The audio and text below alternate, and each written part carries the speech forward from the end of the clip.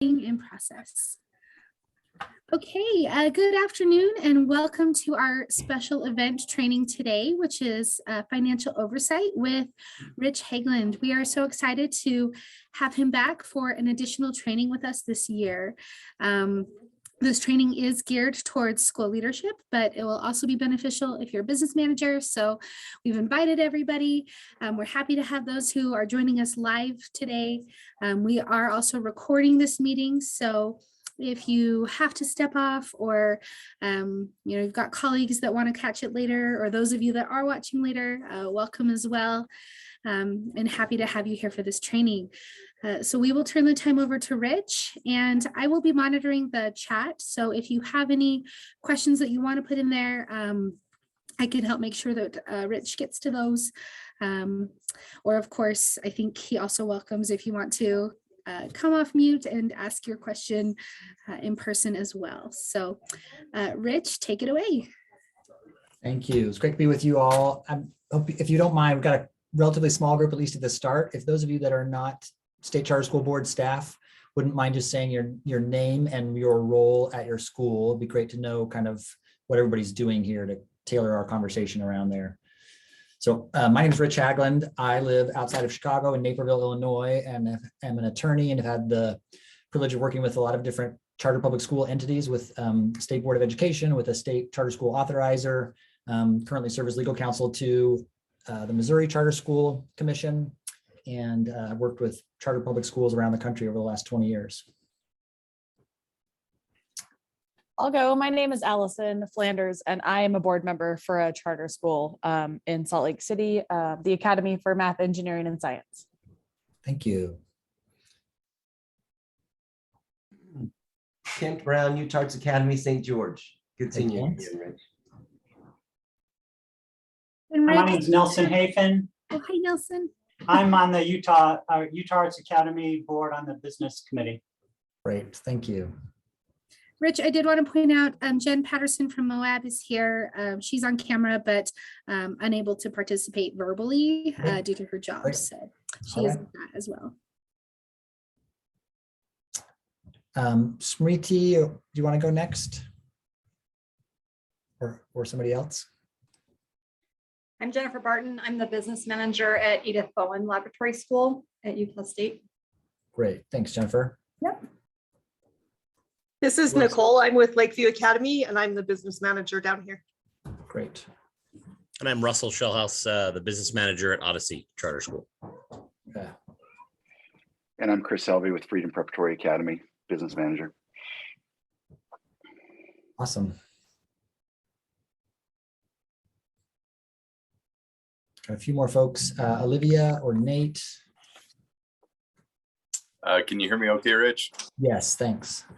Nate Adams, I'm with Red Apple Financial. We are business managers for several schools. Oh, great. Hi, Rich. This is Brad Taylor and Kathy Hurst. We're with Academica West, and we help manage 23 schools in the state of Utah. Oh, awesome. And Brad, are you related to the Academica in Florida? Distantly, a long time ago in a galaxy far, far away. But all right. Fern and Ina down there, we haven't seen or talked to them for a number of years, but we see them at the national things, and that's about it. Okay, good to know for context, because we're going to talk a little bit about something from there today. All right, anybody else hasn't introduced themselves yet? I'm Olivia Kirkham, and I'm a governing board member at Thomas Edison Charter School in Logan, Utah. Okay, great. Thanks, Olivia. All right. Why don't we jump in? It's great to just understand the mix of both people who are doing the finances and those who are overseeing it. And I hope this will be useful to all of you. Please keep in mind, if there's something that we don't cover that you're really have top of mind today, please jump in where it's related or at the end if we haven't gotten to it yet. I'm going to start by just showing some slides here. Let me share my screen.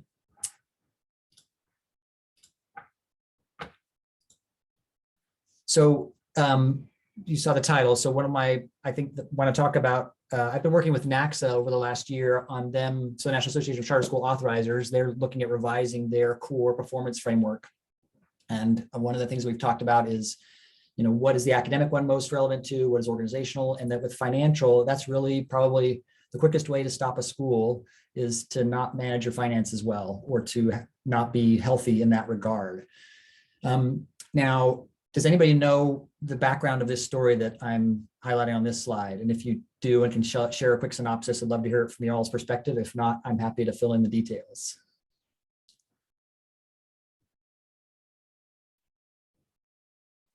Anybody want to share?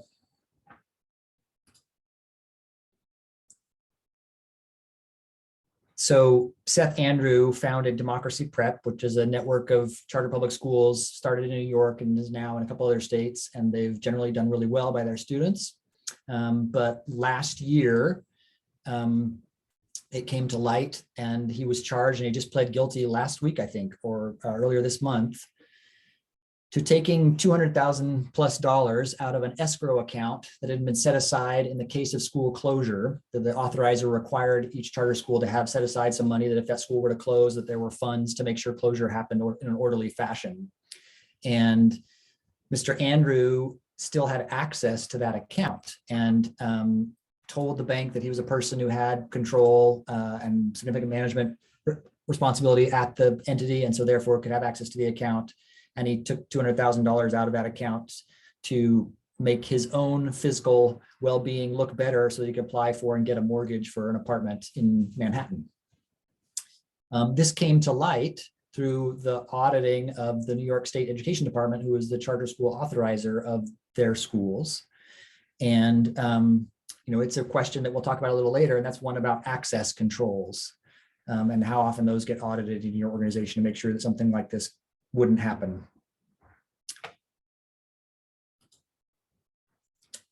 So today, here's what I hope we can accomplish while we're together. I just wanted to provide some national context. I come at this from having worked on the policy side a good bit, and so am mindful of trying to make sure that school leaders and teachers are able to focus on the work and do that, but knowing that whenever you deliver a public service in a way that's different than people are used to, some people don't like it. And so for people who are not keen about the idea of chartering public schools, the less ammunition that schools provide through poor management or actual malfeasance, the better for the ability of those schools to serve the students and families that they want to serve. So I want to talk just to review the basic conditions for sound financial management that are in any organization and that are also applicable to charter public schools. Quickly talk about the statutory responsibility you have as operators of a public school. One of the key things I want to spend a little time on too with you all and hear about how you approach this is how do you delineate responsibility for financial oversight and management between the board and school leadership or staff? Is that clear to everybody involved? Then share, and particularly I would love to hear from you all and have you share with each other, what are some of the practices you engage in to both manage the financial health of the organization as well as protect against fraud or misuse.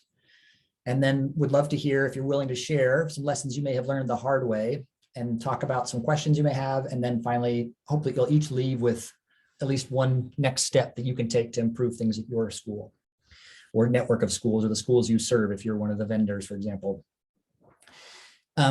This is a report that came out in the spring of last year from an organization called the Network for Public Education, which is also just an organization that doesn't like charter public schools. And in this report, these are some of the findings that they made, and they essentially tried to define all charter public schools as for-profit by saying if you spent more than 30% of your income on management services, you were a for-profit entity. And so they were trying to say that for-profit is bad in itself. They looked at several different things and raised concerns about boards of management companies being really just shells. They were concerned about what they called sweeps contracts, where a charter entity gets the charter, but really passes all of the money through to a management organization that runs the school. They also were concerned about self-dealing with related entities, and that especially came up when a charter holding organization would contract with a management company to run the school, and that management company would then turn around and arrange for a facility. And that created a lot of challenges and potential for concerns to come up. And the reason I asked about Academica is one of this organizations that this report looked at was Academica's situation in Florida. They were concerned about people being on the boards of both the school and the management organization, or of the management organization and the facility company. And they also looked at, well, let me just tell you the recommendations that they came up with, and they were bringing these around to national legislators last year. They wanted to limit the ability of any charter public schools that they deemed as for-profits, whether or not you are a nonprofit in actual structure, to not be eligible for CSP funds. They quite reasonably want to make sure that there are arm's length relationships between charter schools and management companies. Whether they're for-profit or not is kind of, in my mind, irrelevant there. They wanted to make sure that these relationships are disclosed and agreements are shared. And then they wanted to have a national database of management organizations. And then again, here is their regulation where they would define for-profit is if 30% of your revenue flows to a for-profit entity, then you would be considered a for-profit organization. Now, one of the things that was most concerning about this report is that it doesn't matter whether it's misuse or just sloppy management of funds or actual malfeasance where somebody's engaged in fraud, is that these reports talked nothing at all about the academic outcomes of the schools involved. Academica, for example, in Florida that was profiled in this report, their schools were doing quite well, particularly compared to the district and the state. And some of the schools in New York that they looked at, again, also student outcomes were great. And this report also did not talk at all about how these concerns were addressed by authorizers in most of the cases, by either changing requirements to make sure that there was good distance between the management company and the school board, or changing legislation that required different conflict policies. So again, it's really important to get this stuff right and to let this stuff be in the background so that it doesn't become the news that outshines what you're doing for students or the great working environment you're providing for adults. Now, there are challenges in Utah too. I know we've got Kent and Nelson here. Kent is a survivor of Tuacahn and at Utah Arts Academy now. AISU, I just did some background research there. That school apparently, there was concern that they were paying salaries out of funds that were dedicated for serving special education needs. And Tuacahn, there were several concerns there. This is the letter that the State Charter School Board sent to Tuacahn at the time and listed these concerns. Let me just show that. Make sure I'm sharing that.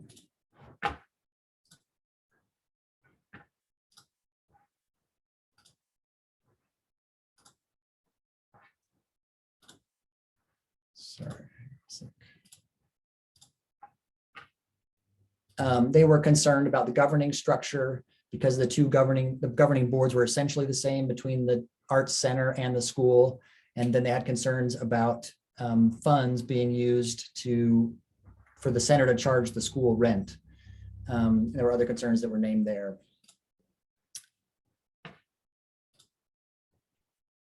And so in both of these cases, the larger issues are about good governance and then about managing funds that are often restricted based on where they come from. And then here is a quote from the vice chair of the State Charter School Board at the meeting last year when they were looking at one school there and had some concerns about the management of finances there. And I think there are three very good suggestions here. One is the importance of being transparent. Because of that, you need to always have somebody you can talk to when there are concerns or when you've made a mistake, and someone who can help you fix them. And those may or may not be the same person. I like to tell people that when you're asking for a charter from your authorizer, you're essentially asking for a multi-year, multi-million-dollar grant to serve the kids of the community. And those are the community's greatest asset. And so as the steward then of those public funds, it's really important that you manage all of this well. Now, one of the things that's important to remember too, I'm going to share a few more slides and then we'll discuss things. A school is a business. And so the same principles of sound management of finances in any organization apply in schools. And in fact, by being a public school, it becomes even more complicated than most businesses face because of the restricted funds and the very different fund sources that you have. Just like any organization, you have to make a profit. It's just called a reserve as a nonprofit. As I mentioned, fund accounting makes things difficult, and you have many more regulations, including more reporting requirements than you might have. So understanding what your duties are as a fiduciary for those funds, and that you have the competence and confidence to deal with them, and it's critical. And then you need to have the resources to deal with challenges. I asked, Marie sent out a survey last week, I think, and asked those of you who could get to it to answer some questions. And I was glad to see some of these results. It was just a small sample size, but everybody who responded has a finance committee. The finance committee or the board reviews finances each month. Everybody knew how much operating cash they had on hand. There's a great example of grant management that I'll share with you all in a minute.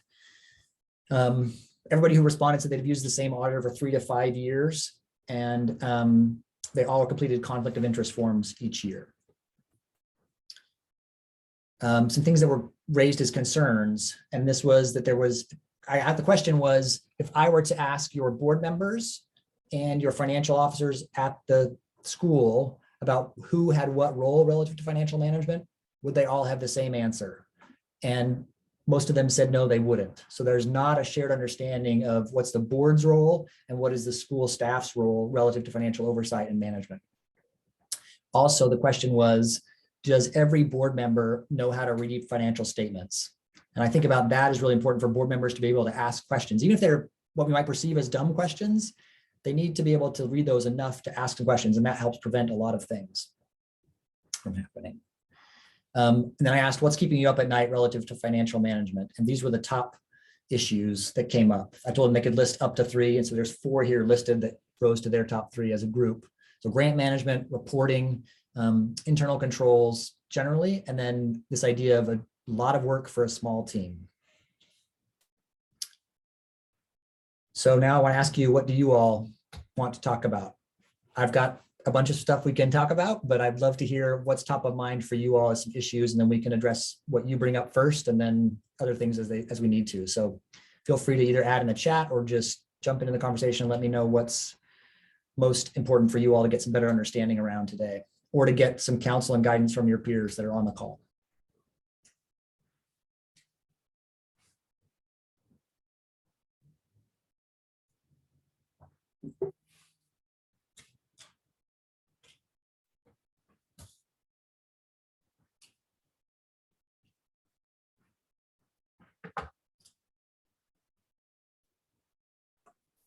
I'll go. Thanks. So I didn't hear anyone else introduce themselves as a board member. That's my role in the charter school. And I guess my question would be for you or anyone who has an opinion. I would be the first to admit that I fully don't understand the school's budget, but know how to read a budget. I guess at what point does a board member ask too many questions about the budget, and where should I be looking, I guess? Great. I know Olivia is a board member as well. There may be some others on the line. So we'd love to hear both from a board member's perspective and somebody who's managing the finances at the school. 1, what do you do for orient your board around reading the budgets? And 2, what's the right, what are helpful questions versus non-helpful questions, maybe? Different way to put that. So Rich, if I might step in for just a second and weigh in on that. Allison, I personally manage 6 different schools, and at each of those board meetings, I review the financials, go through in pretty good detail, what those are, what funding sources they come from, how to read it.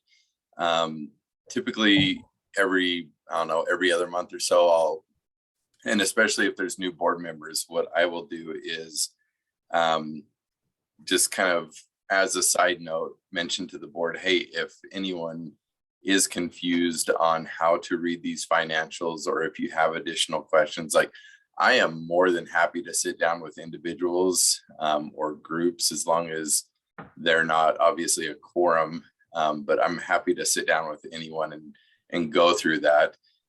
so that they better understand it. And as I'm discussing that in board meetings, they're following along and they can comprehend it well. To answer your question, how many questions are too many questions? I don't think there's a number. Like it's your responsibility to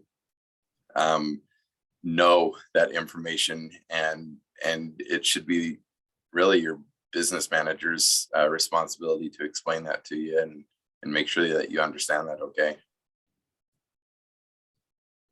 So Nate, I hear at least one of the things there is for board members, even if you don't feel comfortable for the first time embarrassing yourself in front of your other board members and asking a question you don't know, you should feel free to go to your business manager and ask at another time so that you're ready the next time around. Yeah, Allison, if you think any of those other board members weren't ever in that same spot, then you're kidding yourself. Maybe the board treasurer is the only one that might have understood it the first time, but it's very common not to understand that and to ask questions. So you're good. You're in good company. And you know what, can I just add in addition to that? Yeah. I think that it's really important for board members to know like what amounts are in the bank accounts and stuff like that. Like sometimes on the financial statement, some of that stuff isn't apparent. And if you're asking that, and I don't know, do you have, if you have a financial role in the board, if that's your role as being the finance person, but a lot of times, it would be good to have meetings as well with knowing, just like being able to access the actual records, the actual accounting records, and knowing what's in there and being able to see, having a lot of transparency in a lot of that stuff for you to have access to it.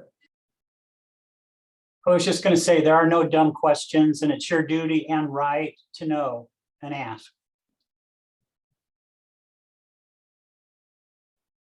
Okay, so follow-up question. Are there certain places that are like red flags typically?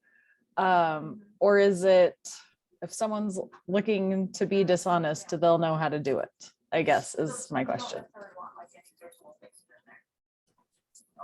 I personally think that if you ask to see a certain piece of the financials and you're ever told no, that would be a red flag. And I say that because I've unfortunately come across schools that have had past experiences, with, someone else that has told them no. And sometimes it's in a way where it's kind of intimidating.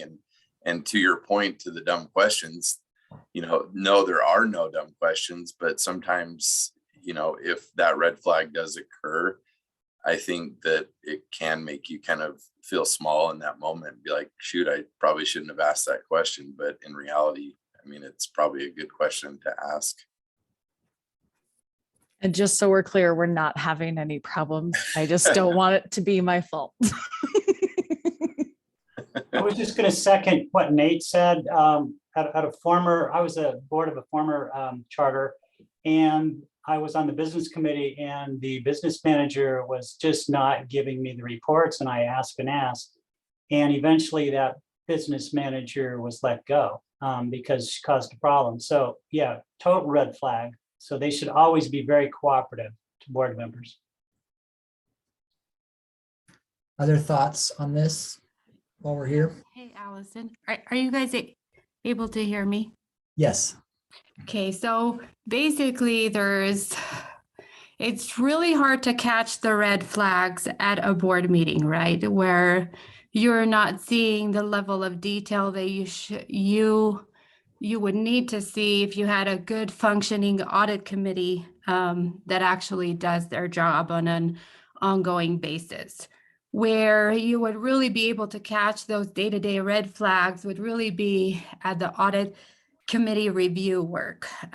Basically, your school should have internal controls in place and policies in place that allow for certain reviews of daily transactions, your accounting of different revenue streams. So there's basically different levels of internal controls that your school can implement that will eliminate those red flags, or the opportunity to catch those red flags. So if you don't have a well-functioning audit committee, as well as checks and balances at the administrative level, most likely you will not be catching the red flags in a board report. At a board level, your board report is required to include specific information. At Gateway, we have a summary page, we have a scoreboard, we have a detailed income statement, detailed check registers. So there's a lot of detail that you can actually give to the board. Well, one, it's required by law that you are required to include certain reports, and then two, you should give them enough information that's relevant to the board in a board meeting. However, again, it's not going to catch those red flags. It's really important that your internal controls at the school are detailed enough and are being enforced. So. Thanks. Those are great comments and suggestions, and I encourage you all to ask for and share with each other examples of what are the format you put reports in that make them most useful for board members to see, and also for a kind of a good, as you develop those materials to give, if you're a business manager, the process of developing those materials for your board is also helpful for you to do that ahead of time. With an audit, I've been involved with just regular audits from the federal government, audits from the state comptroller's office, and one of the important things to remember is that it's always, auditors are mostly looking to see if you follow your own policies. And so it's important and helpful to have that audit committee of your own board and staff, or whoever's on that committee, that they're looking ahead of those things and they're finding problems. And so it's great when the auditor comes and you say, hey, we've noticed these things this year, here's what we're doing to change it. It's much better for you to know that ahead of time for the auditor to uncover it for you, or certainly for a comptroller or the US DOE or somebody else to uncover the thing that you haven't noticed before. Just in the chat, I want to point out that Jen asked about what does the state ask for, and Stuart noted there that the State Charter School Board has a list of the kinds of things that they ask for at board meetings, and they can share that with you all. I just want to share two other thoughts in light of Allison's questions.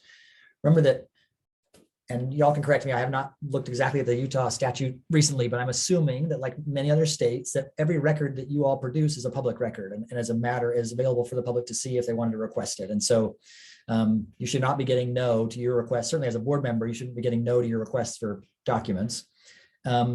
Two, the questions that you ask, it's really helpful for someone who's not in the weeds and kind of a finance guru to ask questions, because it helps disrupt the potential that you're on autopilot as the business manager. You're like, I'm just going along and doing it, and you're not. And those questions can help disrupt that kind of being on autopilot, and you might miss some things without those questions.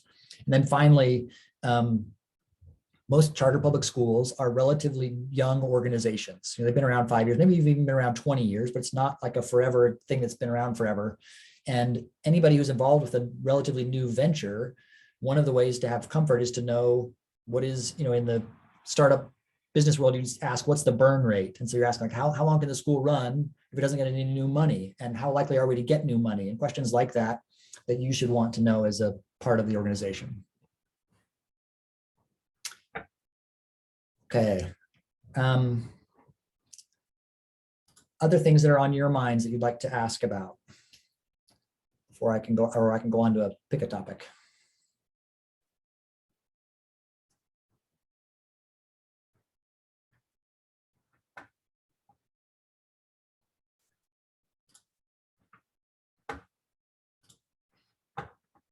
So here is a list of what I think are kind of the basic principles for good financial oversight. First is that you've got those things spelled out. How are you structured? How are you organized to do things? What are your reporting cycles? Having training for board members, and then having a set of financial policies that you follow, of course. Having independent legal counsel and financial advisors, and that's particularly important for any contracts of significant size, including any management contracts. One of the survey respondents does have a management contract. I don't know if anybody else here has engaged a school management company to do a lot of work for them. But whenever you do that, it's certainly important that you've got somebody else analyzing the financial data and the legal relationship there than somebody who's connected to that organization.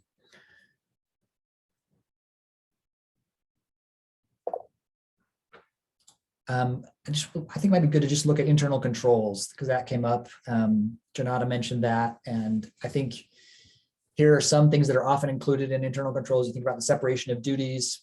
What are your policies around purchasing using debit or credit cards? How do you handle cash, which you might still have in surprising amounts at a school? And then what are your processes for working with vendors? The last thing I noted here was this idea of access controls. That was what I think essentially tripped up Democracy Prep from not noticing, is that somebody who should have had no business connecting to a school-based account was still able to get to it, and that should have been audited at some point. Is that something, I'm curious if you all have experience looking at that particular issue? Anybody, or are there other internal control areas that are of particular concern for you, or that you've learned some lessons about how to do them better?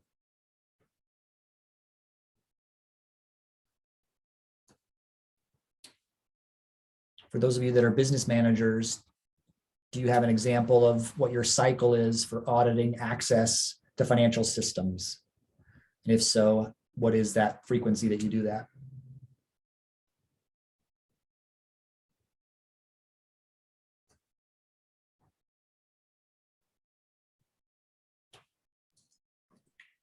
I would just say, like, I'm not specifically to your question, but because I feel like we actually have so many controls in place for ours. There's just like so many checks and balances every step of the way. And it's really nice because at the end of the day, the auditors can move through the audits pretty quickly, because that's the most thorough, of course, every year is the financial statement audit. But you know, we try really hard. The school is very aware of all the purchases going through and have to approve them and in our system and stuff like that. And then we frequently just do once over, you know, control check and make sure everything is functioning correctly and that there is good segregation of duties on all levels. And it helps the schools be aware of exactly what's going through as well. And I think a lot of that is just having a really robust software that you can track every program and every purchase and every invoice within it. And Kathy, I guess I have two questions for you. Are there tools that you'd recommend that you found particularly helpful in terms of that software? And then two, with your internal controls that you feel very happy with, any suggestions you'd have for like things you've learned as you've developed those, any weak spots that people might not be mindful of that you all have spotted? Well, I think that's a really hard one, because I feel like a lot of our controls, the reason we have such good controls is because of our software, which is, I mean, we've chosen to use Sage Intact. It does have so many different dimensions, and we can filter by any program, any function, anything, and really track and monitor all of the grant spending and all of that. And so I feel like it's all kind of just wrapped up in pick a good software, make sure you're good with it and happy with it. And then, yeah, just that once we're in the software, then, you know, the school enters in the information and the director approves it. And we're mostly monitoring and checking with them more than, so that we're not actually doing it other than just helping. And Kathy, this is Brad, just to kind of build on that. So it's not like, well, if we don't have that system, what can we do? Kathy and I come from a background of public accounting. I was with Deloitte. She was with a local firm here. We have others. And it's just asking the questions of, on a reconciliation, bank reconciliation, is the person that is cutting the checks, reconciling the accounts, is that getting reviewed? If we had to cut a check today for $20,000, how many people would have to be involved with that process? It's all of that, right? Even going back to, going way back to my days at Deloitte, like check stock. Do you have pre-printed check stock? Is it blank check stock? can checks only be cut out of the system on a micro printer? And then the other one, kind of to build on the board question, is how often are you interacting with your auditors? Are your auditors coming and presenting to your board their findings? Are you having conversations? Are you taking the calls on the fraud call? Are you having interactions before the engagement letter? Because they're always your auditors, and you can ask them, what did you test this year? How did you do your internal controls testing? Because they'll be looking at that. They should be looking at that. They're obviously testing things that the state requires them to test in their compliance guide. And so there are things that aren't just system specific. They can be specific to your system. And it's hard. It's hard with smaller groups. When you go to AICPA events and people want to talk about fraud, you'll hear them say you really need 25 to 30 people for complete segregation of duties and separation of controls. And when it's a charter school and you're trying to get by with admin and business administrators and a couple of other support staff, that can be hard. So you definitely try to do your best and ask those questions and walk through a couple processes and outline them, kind of flow chart them and see, well, where could this be a problem if something went awry? Or, as I think everyone needs to be worried about now, phishing scams. There's a lot of phishing scams where they can make it look like it's a request for a check and it's not legit. So, what are you doing to make sure any requests that come through are legitimate requests for payment? Thanks, Kathy and Brad. Those are helpful comments. And again, it doesn't have to be the fanciest software, and you don't have to have 25 people, and none of y'all are likely to have 25 people to set up all the separation of duties, but you can ask the right questions to think through, how do we manage each part of our financial operation in a way that protects the public funds that we've been given to serve these kids? And so if you were to get any part of your financial process uncovered by an auditor or a newspaper or somebody else looking at it, are you comfortable with the checks and balances that exist there and the way that you're doing that? All right. Other questions on your top of your minds?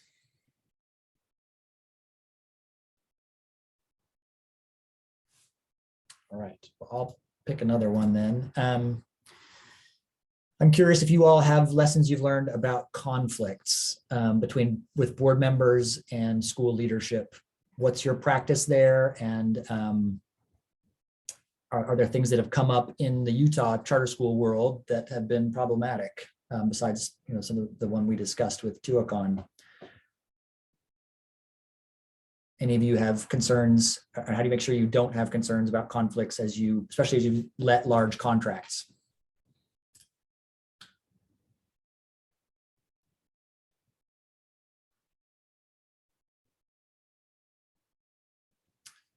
Do any of you have separate entities that you work with to either raise funds for you or manage facilities? And if you do, how do you, is that something you've made sure to address there aren't conflicts as you work with those organizations?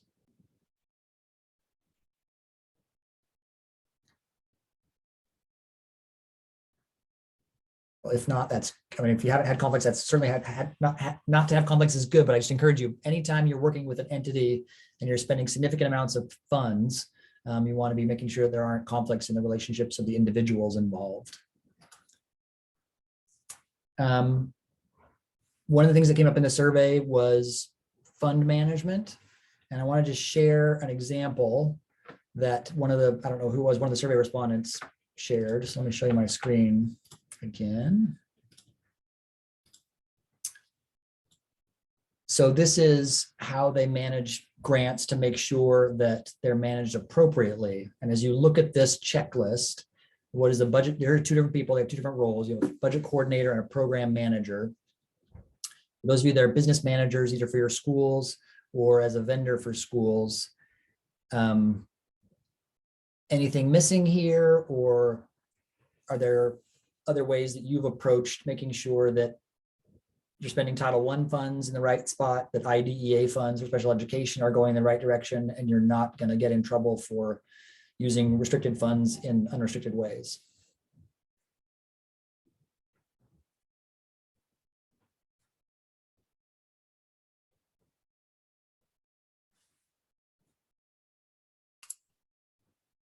I think it looks good.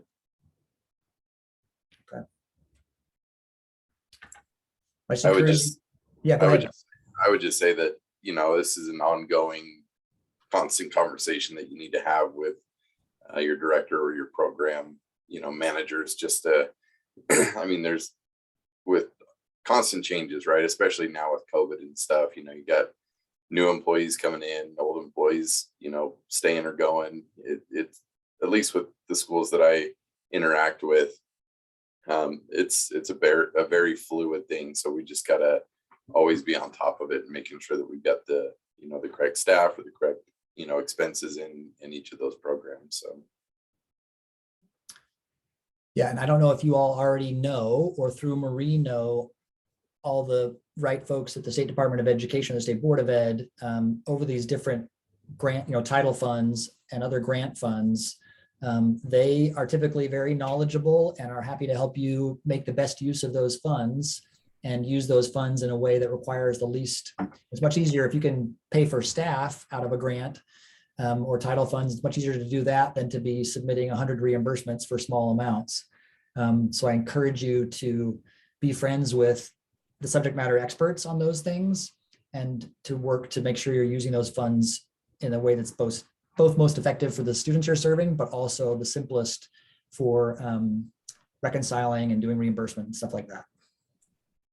And Rich, if I can just put in a plug there, we do have staff that are well acquainted with that, and each school has a portfolio manager. And so working with your portfolio manager here on staff is a great way to make those connections and you know, have that support when needed. Thanks. And then Marie, do you mind while you're there talking to about one of the questions that came up was just reporting requirements in general, and sort of hopefully everybody on the call is already aware, but just for you all to share, what are the resources that you provide to them to make sure that they know what the current reporting requirements are and when new things might come out or changes? Yeah, absolutely. I actually invited Stuart Okobia on our call, and so I think he's going to answer that. And then if there's any other questions, he and I can kind of tag team that, and Stuart can introduce himself for those who don't know him yet. So Stuart, do you want to answer that question? Yes. Hi, everyone. This is Stuart Okobia, Financial Compliance Manager for the State Charter School Board. The financial reporting requirements can be found at R277-484.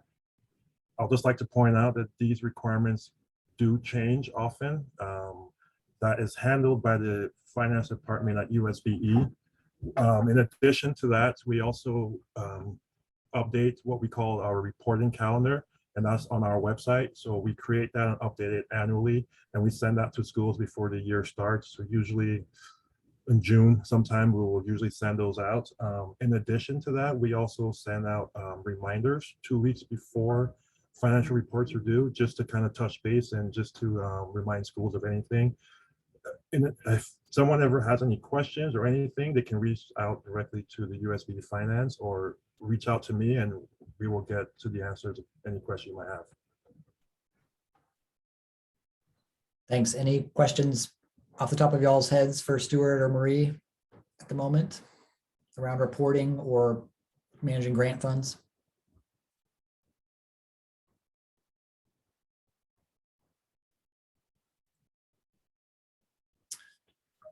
Okay, one of the things I wanted to ask about, there were several last summer when the one school was before the State Charter School Board. Some of the concerns raised were about contract approvals and the thresholds, reporting on leases, competitive bidding, and then documenting compensation decisions. And I'm curious to hear from you if you've got questions around this, or sort of what do you all do around, particularly around compensation? What does the board review relative to compensation at your schools, and how do they get that information? Is that something that comes up in regular budgeting? Is it just all lumped into the personnel line item, or are there personnel or other compensation decisions that need board approval separate from what the executive director does?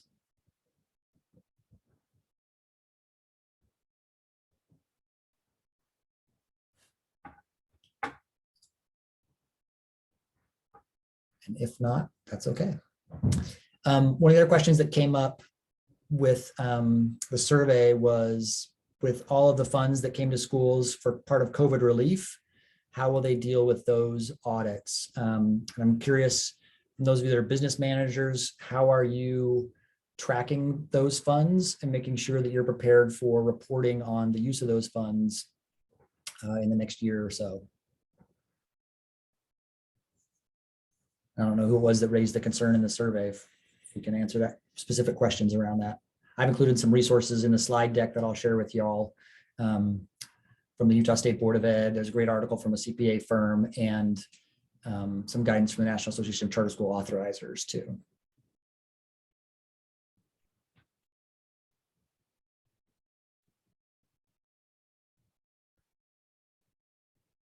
All right, well, if not, I'm glad y'all are feeling comfortable about that. I just know that anytime you get unexpected inflows of funds, it's important to make sure that you're prepared to track all of those.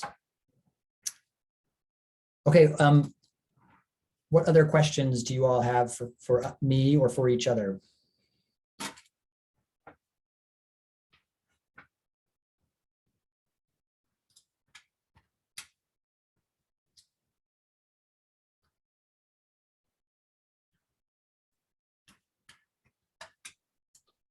Rich, I just had a question. What, as you get around all the charters, what do you see as the biggest problems facing business managers or things that we need to be on the lookout for? Well, I think it's helpful for business managers to be talking to board members, particularly if you have relationships with other organizations. If they're doing significant management for you, that's really important to understand that, to look for conflicts there and make sure that that's all transparent. Because there are certainly acceptable things you can do, like having another entity raise money for you or manage the facilities. But those business managers need to know what those things are. And I think they're likely to raise flags that governing board members who may be making decisions may not be thinking about as they kind of barrel ahead with some of those decisions. Another one is just, I think this access controls one. The more that things are online and in software tools, it's really critical that the IT side of financial management is as well protected as the sort of controls, as the processing of transactions. And so it's important that schools are regularly checking to make sure when employees leave that their access to resources is cut off, both to software systems and to accounts, as happened in the democracy prep example. And then the one other thing I would just say is business managers asking for and getting the support that they need to do the fund accounting well between restricted and unrestricted funds, and just not being afraid to say, hey, we need to, you may not need to spend a ton of money on software, but I think thinking through that is really important, because in the short run, trying to save money by doing things cheaply is going to lead to more problems likely down the road. And so I think it's worth taking the time. And what's tough is you may not have the time, you may not feel like you have the time to step back and do an analysis of software systems or other ways to improve your processes. But if you don't do it now, you're never going to have some big chunk of new time.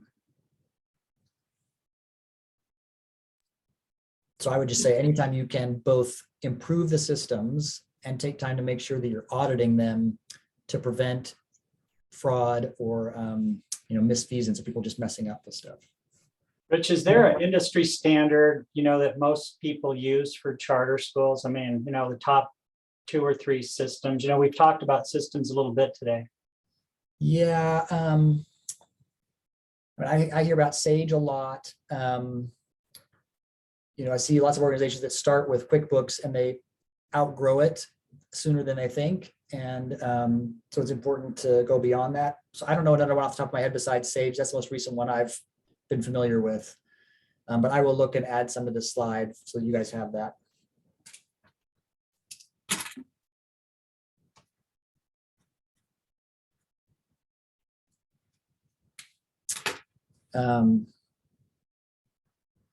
What's on my list here? And I asked the question about auditors, and I'm curious for Brad and Kathy and others who've been in that space. I've heard recommended don't stay with your same auditor forever, that it's good to refresh that, every so often, whether that's 5 years or more years than that, but just as a good practice not to have the same auditor forever. And I'm curious if that's counsel you would give to, or counsel you have followed to change those out every once in a while. I'm super excited to answer that question. Okay. Or at least give my knowledge of through the years. When I was an auditor, I know that they went through the phase of saying you shouldn't have an auditor for more than 3 years because you get too much of a friendship with them. There's too much of a conflict of interest because now you're friends and stuff like that. And they totally backpedaled after that, and started saying, you know what, it actually is good to have an auditor for a longer period of time. And, they used to say that it used to be a fraud or just like a higher risk. Have you changed auditor? Now it is a high risk thing. If you've changed auditors frequently, it's a problem than staying with the same auditor. As long as the auditor is truly independent and there isn't any conflicts of interest. Right. They've started saying more so it is better to stay with the same auditor rather than switching it up. And then would you agree that it is still good counsel to make sure that your finance committee and the board spend some time talking about the financials and the audit without the auditor present? Always. And I think that, we tend to like every 3 years at least go out for bid and just see how much is it to have a different auditor and what are their skills, and make sure we're not just stuck in a box and not looking around and not thinking outside of the box. We try and make sure, yes, we like them. And if they're doing great, we like that. And we like having a good symbiotic relationship with them, but we don't want to question the independence on any level. And we always want to make sure we are looking around and we're making the best choice all the time. And we think it's very important. I think Brad mentioned earlier, we frequently have conversations, and with the board, we want them to come out and present, to show that they're independent, to show who they are and that they are working for the school. They're not working for the management company. They're working for the school. Yeah. I think that's very important too. And I would just second, and I hear this as good practice and see it too. Second, I forget if it was Nate or Brad who mentioned the importance of your auditor is your auditor all year long, and take advantage of their knowledge and expertise throughout the year to help you as you oversee your finances. Don't only use them for the audit. Another question. And Rich, this is Brad again, kind of going back. I didn't want to speak too much because this is your presentation, but federal single audits, that's going to be a big thing, right? I mean, as we mentioned, we help over 20 schools, and we had 2 schools that would consistently have single audits. And this year, Kathy, do we have 6 or 7? And I think next year we'll be at probably 12 to 14. With all that COVID money that has come in, just be aware of the regulations and look how much federal dollars you're getting in spending. Because if it's over $750,000, you're going to have that single audit. And that's an entirely different process. If it's a new audit, they have to get 50% coverage of all the funds spent. If you've been having it for a few years, you can drop down to that 25%. But that's really one of those, that and things like the 990s, sometimes they get dropped as you're moving either business managers or auditors or that. And they'll say, oh, I thought we were just doing the audit. I didn't know we were doing your 990 also. Auditors should be aware of how much federal money is coming in and when they have to do that single audit. But as a school, if you can look and plan ahead and say, yes, we're going to hit that mark, let's start making sure all of our documents are lined up and we're having those conversations about, okay, when can some of these things be done and be tested? And I know, Stuart, knows, but I think the state saw that a little bit this year where federal single audits actually aren't due to the feds for 9 months after fiscal year end. Here in the state of Utah, we've decided they should be due the same time the regular audits, which is November 30th. And this year, I think they saw from hearing from the auditors, there were so many out there, and there aren't a lot of audit firms doing, LEA work and charter school work. They pushed that deadline back and kind of recommended everyone to get them in December 31st. But I think even this next year, that's going to be tough. And again, a lot of it comes down to supply chains, and it's really supply chains on the side of labor and CPA firms. But you don't want to get caught off guard at the last minute to say, oh, by the way, we need to do all of our single audit procedures, and then you're scrambling as a school to get all those things tested, time cards, time and effort, things that hopefully you're already doing along the way. And so that's just the plug there. And yeah, so it's actually something that when that money comes in, as you said, can kind of overwhelm almost an entire system. Yeah, I should have said at the very outset, Brad, to all of you that I'm largely here as a facilitator, and you all will have much more to teach each other than I will to teach you. So feel free to jump in. And I hope that also, if you haven't been through a single audit yet, that may be the thing that pushes you to invest some time and finding better system tools, because that is really time intensive. And that's another thing to be thinking about, is when you have just audits, but then also the single audit, just be mindful of how much staff time will have to be dedicated to helping the auditors complete those in the middle of everything else that's going on. You won't suddenly have more time available, but you're going to have to commit a lot of time to those processes. And then the last thing is, I just want to second Brad's point about distinguishing who's doing the 990s, who's doing it's 51 something, right? The forms for retirement plans. That's another thing to be mindful of, is who's doing those forms if you've got a retirement plan besides the state system. Those are other tax documents that need to be processed. And then Jonata mentioned the Utah procurement code that requires multi-year contracts being limited to 5 years as a maximum. And so the importance of at least rebidding the audit, even if you end up not changing auditors.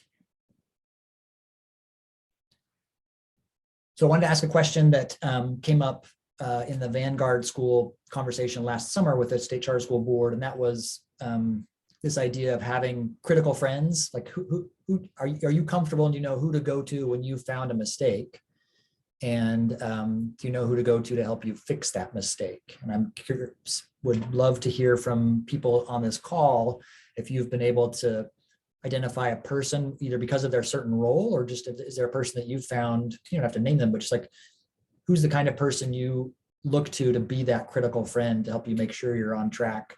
And then who do you reach out to when you know something needs to be rectified around financial management?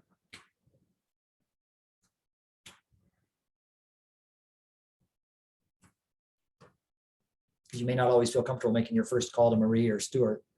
You got to have somebody, though, that you can talk to.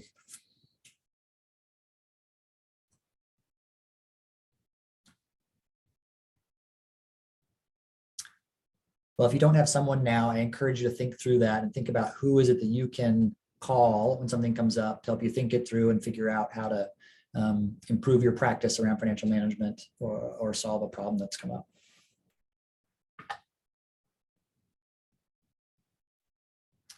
Then I guess the last question I would raise, still happy to hear from you all.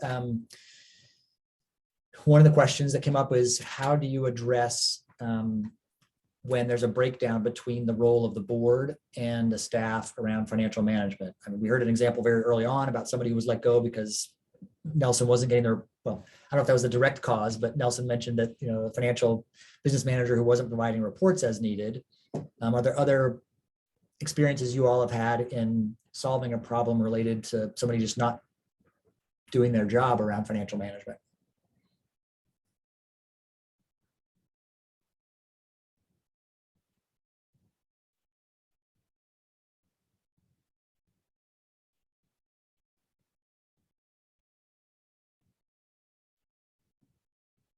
Maybe Nelson or Olivia or Allison, who are board members, have you had experiences where you've had to make changes around your financial management? And what were the things that indicated that? Well, our funding just about got held up by the state. So that was a little crisis. And I, checked it out with my business manager, my, former business manager, and found out, I got the story. So then I called the accounting firm that does the audits and works with us. And they gave me a complete different story. And once I reconciled those, then we knew we had to make a change. So, but there were red flags before, so I was complaining, to the director prior to the issue. So you know, if you're doing your due diligence as a business or as a board member, you know, sometimes you find things you don't want to find, so.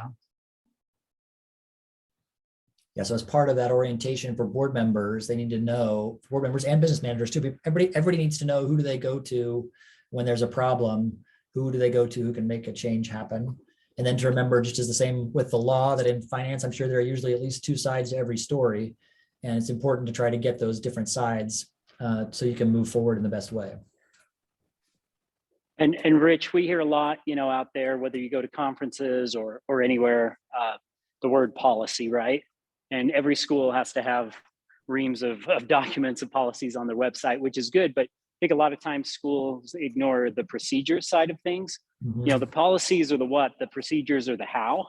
And so for boards and business managers and even directors, right, to have good procedures, and especially when they're administrative procedures, those are much more easily changed than a policy, to know, because it really spells out the communication of how things will happen, you know, what needs to happen. And so, you know, a lot of boards do really good policy review and will go through their policies and review it. But internally, you know, not so much at board meetings, but within those finance committees, within those working with directors, and whether it's an inside or outside business managers, to talk about the procedures on how those policies are managed and carried out. Great reminder, and that might be, for some of you, that may be a next action you can take, is to see what are the procedures that go with the policies and when have they last been reviewed. I know that is often what will come up in the audit, is the auditors want to know what's the procedure for following this policy. And so is that procedure actually still working and getting you the transparency that you need?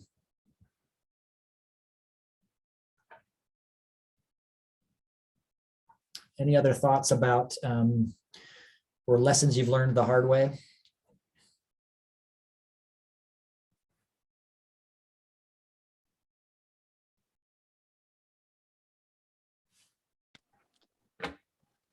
An outside one, because I keep talking because other people aren't. Sure.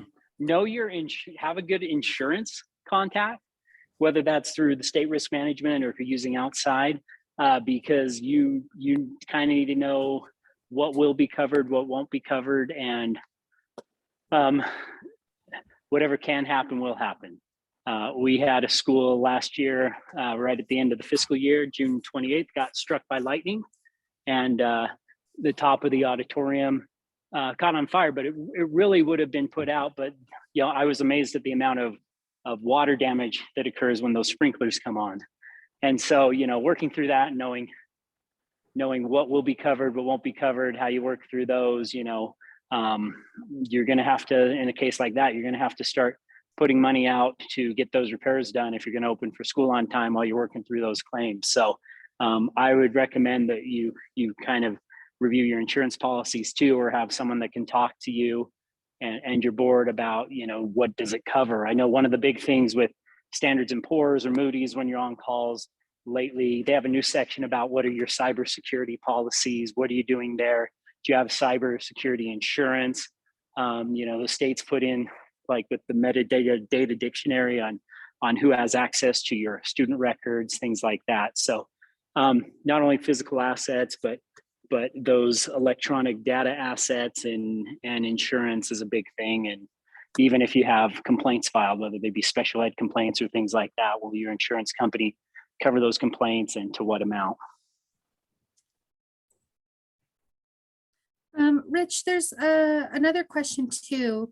If we're okay to move on to one more question. Yeah. Should the board treasurer have the same level of involvement in grant management and oversight as they do the rest of the school's finances, or should that be more like in the wheelhouse of the director?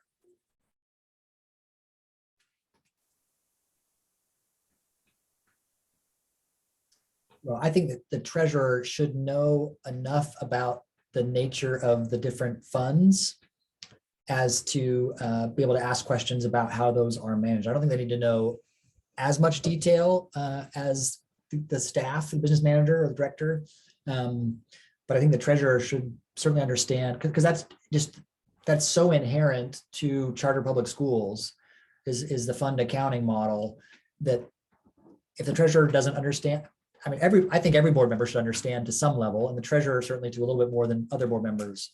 But they don't need to know the level of all the procedures for managing that, but they need to make sure that they understand the policies around fund management, and they're able to ask questions of the business manager to feel comfortable that they are managing restricted and unrestricted funds adequately, because that's going to be a part of the audited financial statements, is how much unrestricted funding do you have versus restricted, and they need to be confident about that unrestricted number.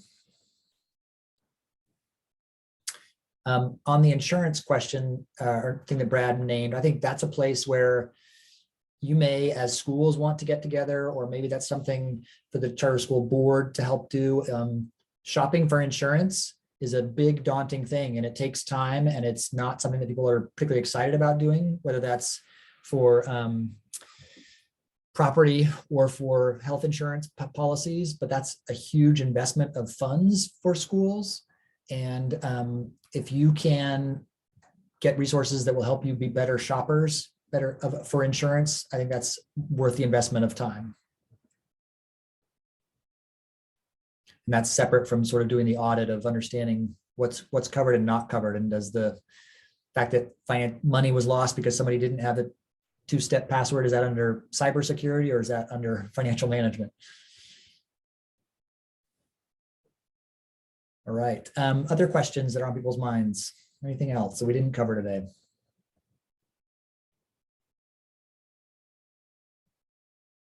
If not, I will send my slides to Marie to circulate and make available to all of you. And there are several links in there for a bunch of different resources.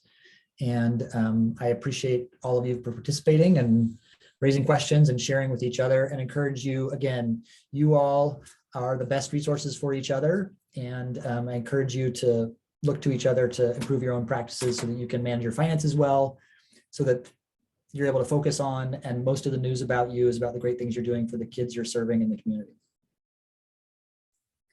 Thanks, Rich. I'll go ahead and end our recording. We will send out a copy of this to everyone. So you're welcome to review that or share with colleagues. And thank you so much for being here today.